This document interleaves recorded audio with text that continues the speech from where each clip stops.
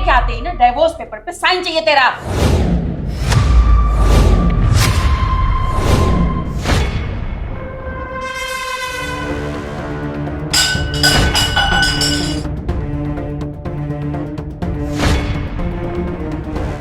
मेरी बातों पर यकीन नहीं था ना?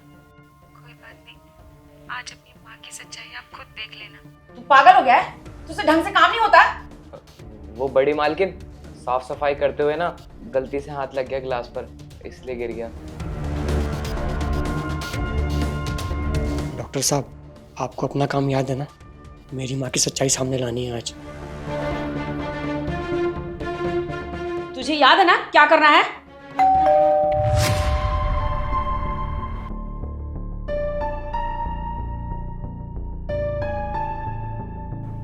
आयुष तिवारी का घर यही है? हाँ जी यही है, बताइए। जी मैं डॉक्टर हूँ। वो आयुष जी ने भेजा था अपनी वाइफ के चेकअप के लिए। अंदर आइए। देखिए आंटी जी, सर ने मुझे रिपोर्ट भेज दी थी। शिवानी जी की टांगें बहुत जल्दी ठीक हो जाएंगी। डॉक्टर साहब, आप ये क्या फालतू बकवास किए जा रहे हो? देखिए, मैंने रिपोर्ट्स देखी हैं और मेरे तजुर्बे के हिसाब से ये बहुत जल्दी ठीक हो सकती हैं। बस इनका इलाज मेरे हॉस्पिटल में कराना होगा। अरे डॉक्टर साहब, हमने बहुत बड़े बड़े हॉस्पिटल्स में दिखा दिया इसको और बहुत सारे डॉक्टर्स भी चेंज कर दिए, पर इसकी टांगों में कोई सुधार नहीं आया। मैम, आज के टाइम में बहुत मॉडर्न टेक्निक्स आ गई हैं। बड़ी मालकिन, एक सेकंड इधर आइएगा। हाँ आ रही हूँ। क्या बात है, बता।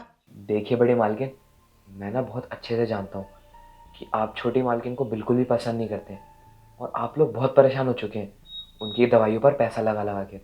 और एक ये है कि ठीक होने का भी नाम नहीं ले रही। मेरे पास ना एक बहुत अच्छा आइडिया है। डिवोर्स कराने से अच्छा डॉक्टर से बोल के ना इनका काम ही तमाम करा दो। डॉक्टर को कुछ पैसे दो और उसे अपनी साइड कर लो। डॉक्टर के पास ऐसी कोई तो दवाई होगी जिससे इनका खेल भी ख़त्म हो जाए और किसी को पता भी ना चले। वैसे रामू, बात तो बिल्कुल सही कह रहा है। अरे मैं भी परेशान हो चुकी हूँ इससे। मर गई ना ये, बहुत अच्छा होगा, पिंड छूटेगा। अपने बेटे की ना उसके बाद दूसरी शादी करवा दूंगी। वैसे डॉक्टर साहब, आप कितना कमा लेते हो अपनी डॉक्टरी में? मैम, आप ये क्या बोल रहे हो? अरे बताइए ना डॉक्टर साहब आप। यही कुछ 40-50 हज़ार। डॉक्टर साहब सोचो, अगर मैं आपको 5 लाख रुपए दूं तो आप मेरा एक छोटा सा काम कर दोगे? बताइए मैम, मुझे क्या करना है? डॉक्टर साहब देखो, मुझे ना इस लड़की से पीछा छुड़ाना है, तो आप एक काम करो, इसका काम तमाम कर दो। क्या? इनको मारना है? माँ जी, आप ये सब क्यों कर रहे हो? मैं आपको बोल तो रही हूँ, मैं आयुष से डाइवोर्स ले लूंगी। प्लीज मेरे साथ ये सब मत करो। अरे चुप कर तू, कब से तुझे समझा रही हूँ, समझ तो आ नहीं रही मेरी बात। अब तुझे जान से मारने के अलावा ना मेरे पास और कोई रास्ता है नहीं। और तो और तुझसे पीछा भी छूटेगा और मेरे बेटे को कुछ बता भी नहीं पाएगी तू। काम तमाम तो बहुत आसानी से हो जाएगा, क्योंकि मेरे पास ना इसके लिए एक मेडिसिन है जिसे खाते ही वो इंसान सीधे भगवान को प्यारा हो जाएगा। और मज़े की बात पता है क्या है? मौत का कारण भी पता नहीं चलेगा। पर मुझे एक बात समझ में नहीं आ रही, आप अपनी बहू को मारना क्यों चाहते हो? अब डॉक्टर साहब, अब आपसे क्या ही छुपाऊं। जब से इस लड़की का एक्सीडेंट हुआ है ना, इसके सारे काम मुझे करने पड़ते हैं। अरे इसका ख्याल रखना पड़ता है, दिन रात इसके पीछे पीछे घूमना पड़ता है, तो घर का भी काम संभालना पड़ता है। अब मुझसे नहीं होता ये सब। मैम, अगर काम की ही दिक्कत है तो एक नौकर और रख लो। वैसे भी एक तो रखा ही हुआ है आपने। अरे डॉक्टर साहब, घर का तो काम रामू कर ही लेगा। अब आप खुद सोचो, इन मैडम की दवाइयों में कम पैसा जा रहा है, इनकी दवाइयों का पैसा हम कब तक भरते रहेंगे? और तो और डॉक्टर साहब, बाहर निकलो ना 4 लोग ताने और मारते हैं। ये इतना अच्छा जवान बेटा है और उसकी ये अपाहिज बीबी लेके घूमते रहते हैं। अरे क्या है, बेटे की दूसरी शादी करवा दो। और डॉक्टर साहब सच कह रही हूँ, इस लड़की ने पता नहीं क्या पट्टी पढ़ा रखी है मेरे बेटे को। अरे उसको कुछ समझ ही नहीं आता, मेरी बात ही नहीं सुनता वो। तो अब आप ही बताओ, मुझे तो और कोई रास्ता दिख नहीं रहा है, लेकिन मुझे इससे पीछा छुड़ाना है। डॉक्टर साहब, आप ये बातों में ना टाइम मत बर्बाद करो, इसका काम तमाम करो आप जल्दी से। अच्छा आंटी जी, तो ये बात है। डॉक्टर साहब क्या हो गया, आप इतना चिल्ला के क्यों बोल रहे हो? ताकि मुझे सुनाई दे सके। आयुष बेटा, तू कब आया घर पे? मैं सुबह ही घर आ चुका था। अब मुझे ये बताओ कि ये सब क्या चल रहा था अभी? आयुष बेटा बहुत अच्छा हुआ तू आ गया। ये जो रामू है ना और ये डॉक्टर दोनों मिलके बहू को एक दवाई देना चाहते हैं जिससे ये बीमार हो जाए और बीमार होकर हॉस्पिटल चली जाए। उसके बाद ये डॉक्टर हम लोगों से खूब पैसे ऐड सके। अरे बस करो माँ, और कितना झूठ बोलोगे। जो भी यहाँ पे चल रहा था ना वो सब कुछ मैं अंदर खड़े होकर सुन चुका हूँ, और रामू और डॉक्टर साहब को भी मैंने ही बोला था ये सब करने के लिए।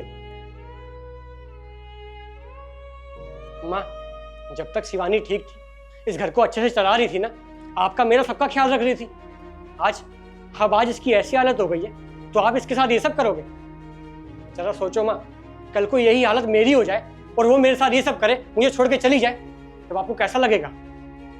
याद करो माँ, अभी कुछ महीने पहले आप कितने बीमार पड़ गए थे, 5-6 महीने तक ठीक नहीं हुए थे। उस समय आपका ख्याल कौन रखता था? शिवानी रखती थी। रात भर सोती नहीं थी वो, आपका अपनी माँ की तरह ख्याल रखती थी। और आज जब उसको आपकी जरूरत है तब आप क्या कर रहे हो? आप उसको मारने चले हो। बल्कि आपको भी उसका अपनी बेटी की तरह ख्याल रखना चाहिए। पर खैर, आपको समझाने का कोई फायदा ही नहीं है, क्योंकि आप तो समाज वालों की बातों में आ रखे हो ना, वही आपका घर चला रहे हैं। देखो माँ, मैं आपसे आखिरी बार बोल रहा हूँ कि मैं शिवानी को कोई डाइवोर्स नहीं देने वाला। मैं पूरी जिंदगी इसके साथ ही रहूंगा। अगर आपको दिक्कत है ना तो आप अपना सामान पैक करो और इस घर से निकल जाओ। और हाँ, एक बात और, अगर अगली बार शिवानी को जरा से भी खरोच आई ना तो मैं भूल जाऊंगा कि आप मेरी माँ हो। माफ कर दे मुझसे बहुत बड़ी गलती हो गई। वो पता ही नहीं चला मैं कब इतना बड़ा गुनाह करने लगी। वो समाज के तानों से ना मैं परेशान हो चुकी थी। पर आयुष, मैं सच बता रही हूँ, मैं बहुत बड़ी बेवकूफ़ हूँ। मैं ये भूल गई थी, ये सब करने से मेरा ही घर बर्बाद हो जाएगा। बहू मुझे माफ कर दे, मुझसे बहुत बड़ी गलती हो गई। मैं कितना बड़ा गुनाह करने जा रही थी। बहू देख, आज के बाद मैं तेरा पूरा ख्याल रखूंगी, बिल्कुल अपनी बेटी की तरह। मुझे माफ कर दे बहू। देखो, अब मेरे पास माफी मांगने के अलावा और कोई रास्ता नहीं है। प्लीज माफ कर दो मुझे।